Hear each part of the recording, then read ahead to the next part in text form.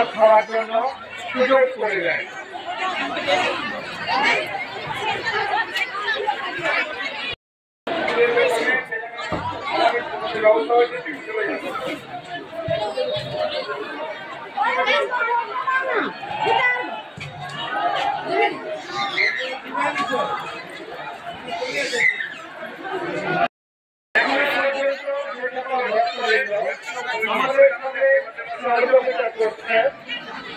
এটা আপনাদের বাড়ির কাজ ভেবে আমাদের সঙ্গে একটু সহযোগিতা করবে।